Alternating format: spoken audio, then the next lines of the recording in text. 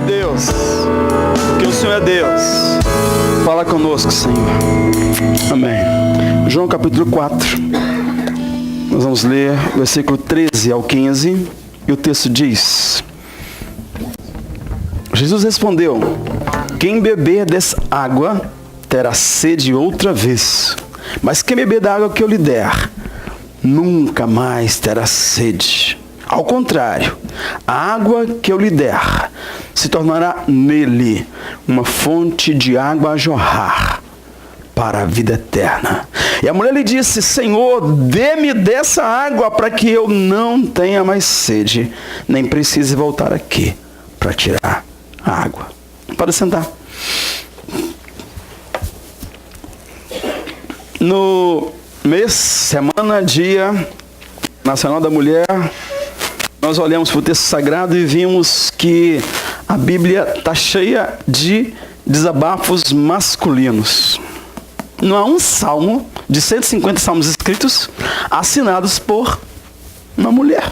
Nenhum sequer. Mas se a gente olhar lá na história de Jó, por exemplo, né? O grande herói da paciência, da fé e etc., nós não vamos ver o microfone dado para a mulher nem um minuto. E a mulher estava ali, e a mulher enterrou 10 filhos, e a mulher perdeu a mansão que ela tinha com 100 empregados, sei lá como é que era a vida dela, sei que não era muito simples a vida dela. E aí Jó chama os seus amigos e eles discutem o problema do sofrimento, e a mulher sofrendo tanto não foi citada a não ser, como muitas vezes nós vemos, de maneira meio inadequada. Graças a Deus, o Velho Testamento tem algumas histórias fantásticas, como que as irmãs discutiram ontem, Esther, Débora, um cântico assim um tanto feminista, parece que era quebecoasa, aquela mulher, aquele cântico lá de Débora, e o cântico de Ana que nós cantamos hoje no Novo Testamento, Magnificar de Maria, de Ana. O cântico de Maria hoje foi cantado, minha alma engrandece ao Senhor. Até entre aspas esse texto, começa entre aspas pelo menos, porque da introdução do livro do reverendo Elben César. Esse moço sabe muito bem esse negócio do coração da mulher, porque ele teve 6 mulheres, a esposa e 5 filhas. Ele faleceu no final do ano passado e tem um livro lindo que vocês precisam de ler, Deixe que Elas Mesmas Falem. Eu pedi emprestado o título e algumas ideias desse livro, que li há alguns anos, está na biblioteca lá no Brasil, mas para homenagear as mulheres, vamos lembrar de algumas ideias do Rev, esse homem fantástico que aos 86 anos, em plena atividade, cai no banheiro e aí ele não volta mais. E ele deixa um legado fantástico, principalmente de como amar as mulheres, porque ele amou a velhinha que está lá e as 5 mulheres que trabalham na Editora Ultimato e ali em volta do Centro de Missões. É muito interessante. E é ele que traz a ideia de Joquebede, a mulher que teve o desprazer de ter um filho. Nunca podia imaginar isso, esse pensamento. A mulher que teve o desprazer de ter um filho homem. Ela teve o desprazer de estar grávida. Tanta gente querendo engravidar, mas ela que já tinha 2 filhos, já tinha desistido da maternidade, já estava bom para ela. E de repente ela se descobre grávida. E ela põe a mão na cabeça e fala: Deus, por que? Para que isso? O que o Senhor quer comigo? O que eu fiz de errado para o Senhor me dar uma gravidez nesse tempo? E aquele tempo, os filhos homens eram mortos. Alguém era pago, literalmente, para matar os meninos no nascimento. Era um treinamento. Tinha um curso técnico para matar menino hebreu. Nasceu, você mata ali na hora que nascer. Ia para o SEGEP para aprender a fazer o parto e consumir a criança ali sem a mãe perceber, sem muita dor na família. Mas Deus é Deus e Ele trouxe para aquela família pessoas que tinham temor do Senhor. Aliás, 2 mulheres são citadas na história porque tinham temor do Senhor e foram abençoadas porque não se submeteram às regras daquele país, e deixaram viver as crianças e correram os riscos que se corre quando fazemos a lei de Deus ser superior a qualquer outra lei, onde quer que estejamos. Mas aquela mulher teve o desprazer de ter um filho homem e ela teve que se virar. Mas graças a Deus ele foi livre por causa da atitude daquela mãe, daquele pai, que nós ministramos aos pais hoje. Eles foram livres ele foi livre do genocídio e das águas, dos prazeres transitórios do pecado por causa da atitude do pai e da mãe, porque eles estavam dentro de um propósito de Deus, e nós temos que orar para que nossos filhos e nossas filhas estejam dentro do propósito de Deus. Mas tem muitas mulheres citadas na Bíblia Sagrada com histórias muito doloridas. Hoje eu vi duas histórias doloridas, de passados doloridíssimos, mas que se encontraram com Jesus. Como uma mulher samaritana se encontrou com Jesus. O texto que nós lemos é sobre a mulher samaritana, para quem não conhece o texto sagrado. Mas eu vi a história de uma mulher lá na África, lá no interior de Uganda, e ela foi vítima, filha de uma mãe que foi vítima de um sequestro, de estupro, e ela nasceu em cativeiro, e ela foge com essa criança. Os sujeitos que a aprenderam foram atrás, mataram a sua mãe, ela ficou ali, cresceu ali. Aos 14 anos ela foi mãe de uma criança, a criança também aparece, e ela já não tinha motivo para viver, mas ela encontrou Jesus. E aí lhe foi devolvido o propósito, e ela hoje é vigilante sobre o filho dela, e ela tem uma influência muito grande sobre aquela criança e algumas mulheres ali em volta, porque ela ganhou uma máquina de costurar, e ela cuida da dignidade daquela criança, lá no interior da África. Mas a outra história também me surpreendeu, porque foi lá na Austrália. E a gente pensa que é a região geográfica que faz as desgraças, e não é. E lá na Austrália, uma menina cresceu e foi abusada branquinha, ao contrário da outra, abusada várias vezes durante a adolescência dela, e ela é de uma origem, ela é grega, e na época e no lugar onde ela vivia, ela sofreu muita discriminação, muitos problemas por causa da sua origem, e ela cresceu prontíssima para ser um grande problema, para ser uma pessoa que tinha uma vida de derrota justificada, mas ela encontrou com Jesus também. Isso mudou a história. Hoje ela é líder de muitas nações, de muitas mulheres de muitas nações, e ela trabalha contra o tráfico humano, contra o tráfico de mulheres, e ela que, depois de muitos anos trabalhando nisso, descobriu um outro detalhe. Aos 33 anos de idade, ele descobriu que não era filha da mãe dela, porque ela foi adotada. E ela conta de que ela não sabe da origem dela, ela não sabe da história dela. Quem é o pai, quem é a mãe, de onde ela veio, se realmente é grega, se não é. E essa coisa toda mudou por causa de Jesus na vida dela. Mas o autor fala de algumas mulheres, alguns desabafos. Ele dá nome para essas mulheres e ele imagina, por exemplo, encontrando-se com a mulher de Judas alguns anos depois. Uma daquelas igrejas, ali no interior da Judéia, ele encontra aquela mulher e conversa com ela, e ela muito no canto, muito apática, e ela conta como que foi a história dela. Tão perto do Salvador, e aí se não fosse uma igreja calorosa que abraçasse, que acolhesse, o que seria dela, segundo a visão daquele autor. Mas ele fala da mulher de Potifar. Olha, eu comecei do lado errado ali. A mulher de um suicida.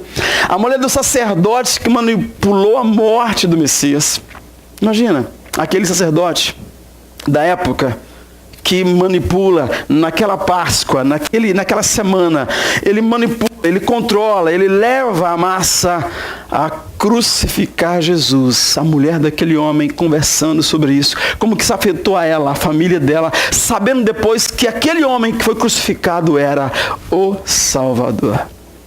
Mas ele dá voz também para uma mulher que se apaixonou por um homem maravilhoso e ela queria muito, ela queria deixar a família dela e ela queria se envolver, mas aquele homem amava a Deus mais do que todas as coisas. Ela testemunha de como que aquele homem influenciou a vida dela porque não se envolveu com ela, porque foi realmente um homem temente a Deus, foi um homem que se desviava do mal, um homem que estava ali, que sofreu o dano de não se envolver nos prazeres transitórios da vida.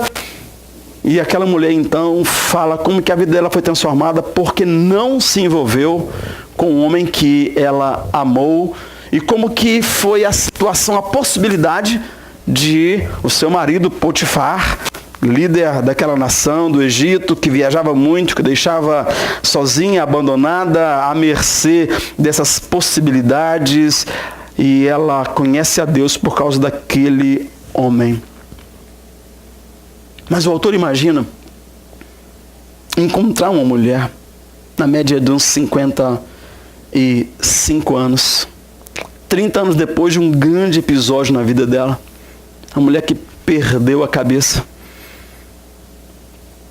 30 anos antes, quando usada, manipulada pela mãe, que tinha um caso com o irmão do pai dela, a mãe dela envolvida sexualmente, afetivamente, socialmente, descaradamente com o tio dela. No dia do aniversário do tio dela, faz aquela menina dançar, expõe a sensualidade daquela menina moça, e ela, encantada com os aplausos, ela foi seduzida pelo tio, pela mãe, e ela faz um pedido que tinha direito. Ela pede a cabeça de João Batista. Ela nem sabia o que estava pedindo. A mãe dela, com raiva do homem que apontava para o pecado dela, aproveita a oportunidade, fala: mãe, o tio, sei lá, pai, quem é aquele cara hoje na minha vida, disse que eu podia pedir o que eu quisesse. Me dá uma dica, o que eu vou pedir?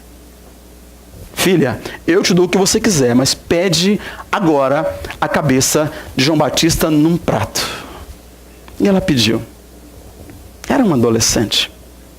Ela não tinha consciência de que 10 minutos depois entraria alguém no recinto com uma cabeça, com olhos esbugalados, sangue caindo pela beirada do prato.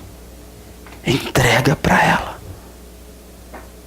E o autor imagina que aquela mulher diz assim: naquele dia quem perdeu a cabeça fui eu. E ao longo dos anos eu não consigo comer em pratos, em casa tudo é tigelas, não tem nada vermelho na minha vida, nada vermelho na minha casa. E eu descobri que desenvolvi uma neurose muito maluca, e ele vai caminhando assim pelas dores que aquela menina sofreu. E o autor, minha lembrança, ele dá vez e voz para muitas mulheres, mas até chegarmos no mais precioso desabafo que nós lemos agora. Esse desabafo, a mulher diz assim: a minha vida mudou numa única conversa. Eu tive apenas uma conversa. E a minha vida, quem sabe lá depois dos 30, 40 anos de idade, minha vida mudou. Porque eu tive uma conversa muito especial com alguém muito especial. E aí, voltando para o texto, encontrando o texto da mulher samaritana, o texto conta a história de Jesus que precisava atravessar. Ele precisava passar em Samaria, e era o último caminho que o judeu faria. Ele precisava, diz o texto. Por quê? Porque ele queria encontrar aquela mulher. Estava no coração de Deus, estava escrito nos propósitos de Deus encontrar aquela mulher. E Jesus passa ao meio-dia, exatamente ao meio-dia, num lugar onde tinha um poço. E os seus discípulos foram à cidade comprar comida para seguirem a viagem. Ele fala: vá que eu vou ficar por aqui.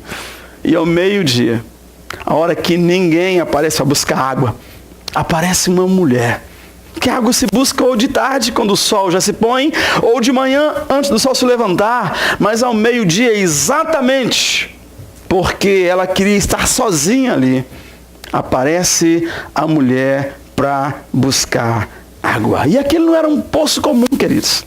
Aquele era o poço de Sicar. Aquele era o poço que o pai Jacó, há centenas de anos antes, havia cavado. Aquele era o poço que linkava os samaritanos à história da fé, à história de Abraão, Isaac e Jacó. Sem aquele poço, os samaritanos eram literalmente um bando de gente misturada que não tinha nenhum valor, que tinha um valor como cães aos olhos dos judeus. Aquele poço era muito importante. Manter aquele poço vivo dizia para todo judeu que olhasse para eles assim: nós somos filhos de Abraão também. Esse é o poço de Sicar, é o poço que cavou o nosso pai Jacó. Aquele poço era muito importante. Era a história daquela mulher, era a história daquele povo. E aí acontece, naquele diálogo inesperado, uma provisão de Deus. Ela não podia nunca imaginar que pela primeira vez na vida ela ouviria uma proposta que não fosse indecente. Talvez alguém tenha até cuidado dela mais ou menos ao longo da vida. Mas aquela mulher tinha um histórico de propostas indecentes. Aquela mulher tinha um histórico de homens abusadores. Aquela mulher tinha um histórico muito parecido com o das duas mulheres que eu ouvi hoje o relato que elas mesmas fizeram da vida delas, da história delas, mas pela primeira vez.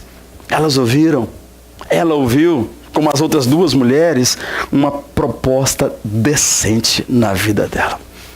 Agora é muito interessante que era uma mulher que tinha consciência religiosa. Ela tinha o poço de Sicar. Ela tinha o ensino dos pais dela que naquelas montanhas, em volta do poço, eram lugares de adoração. E apesar da tradição religiosa, ela vivera muitas frustrações. Ela sofrera muitos preconceitos. Ela foi manipulada pela vida e ela também manipulava a vida.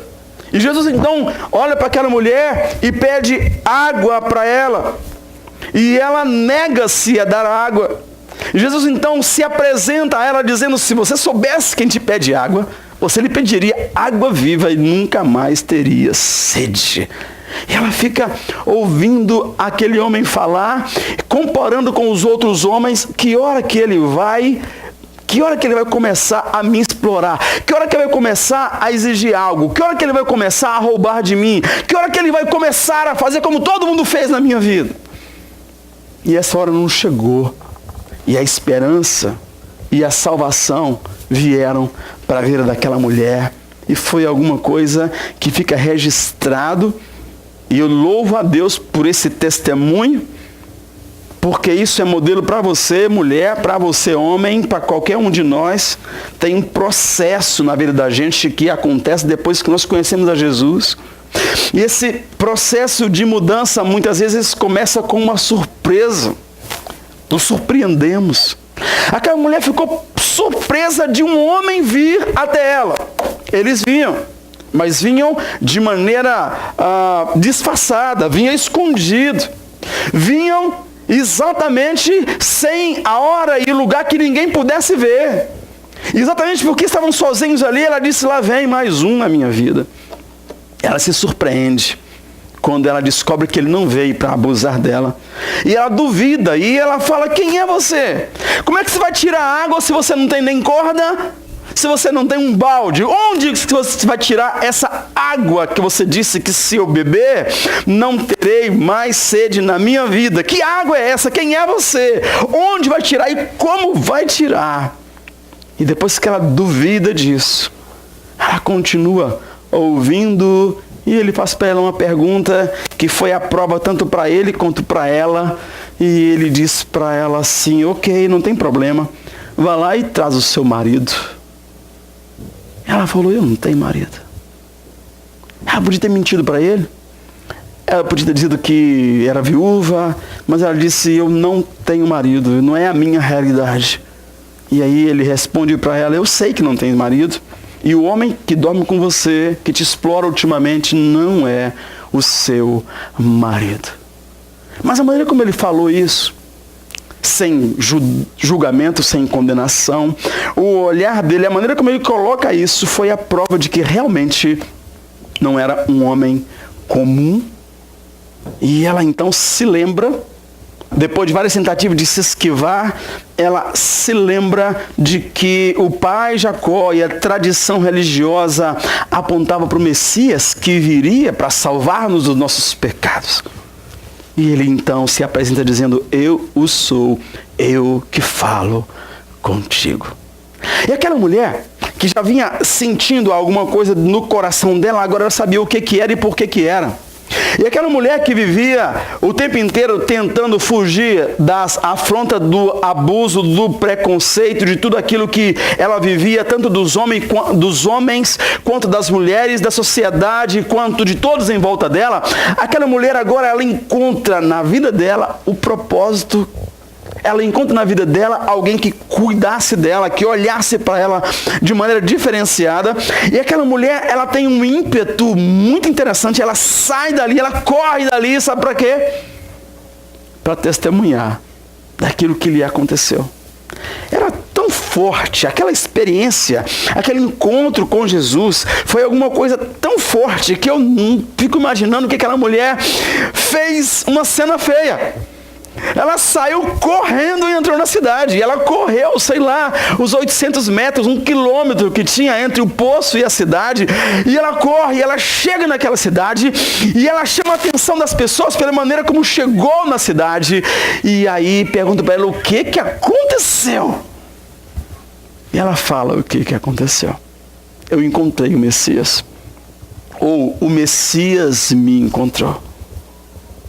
E ele me disse tudo que eu tenho feito. Queridos, queridas, nós encontramos o Messias, ou melhor, o Messias nos encontrou. Nós precisamos de permitir que o Espírito Santo complete essa obra que ele começou em nós. As pessoas querem saber o que aconteceu conosco, nós precisamos de falar. Pedro e João falam para os líderes assim: não podemos nos calar. Diante do que vimos e ouvimos do Senhor, nós vamos continuar falando do nome de Jesus. O salmista fala isso: o que ouvimos e aprendemos, o que nos contaram nossos pais, nós não encobriremos aos nossos filhos. Muitos samaritanos creram em Jesus por causa do testemunho daquela mulher. Ele me disse tudo que eu tenho feito, de bom, de mal, de certo, de errado. Ele me disse tudo. E eles foram lá mais por curiosidade, mas pela cara daquela mulher. Ela tinha uma cara nova, uma feição nova, tinha algo novo nela. E eles foram lá, convidaram Jesus para entrar na cidade. Queridos, a moça ministrou agora sobre quebra de paradigmas. E Jesus quebra um paradigma ali, da religião, da sociedade, da discriminação, entre origens, entre raças, de quem se acha maior, de quem se acha menor. E o texto fala no versículo 41 que por causa da palavra dele agora, primeiro da palavra dela, agora da palavra dele, muitos creram nele. Isso é alguma coisa maravilhosa que se completa no que o Senhor começou na sua vida e na minha vida. Mas é interessante quando ela fala para eles: olha, ele sabe tudo da minha vida. Ele sabe tudo da minha vida. E ele sabe mesmo assim, ele me ama. Ele sabe tudo da minha vida. Não tem nada que eu pudesse falar, e eu falei, e ele me escutou, que ele não já soubesse, mas ele me escutou. Ele sabe tudo da minha vida, mas ele me ofereceu o melhor. Me ofereceu uma água viva. E eu não terei sede mais por tomar dessa água. Eu custei entender. Eu achei que ele falava de uma sede aqui, da minha língua que está precisando de mais água para continuar falando. Mas não, ele falava da minha alma. Mesmo assim, ele se aproximou de mim e me ofereceu o melhor. Ele sabe tudo, todos os pecados que eu cometi. Os que eu cometi involuntariamente e os que eu cometi depois para reagir a tanto abuso que sofri. Ele me perdoa. Ele me perdoou. Ele sabe tudo. Ele investiu em mim. E já tem transformado a minha vida.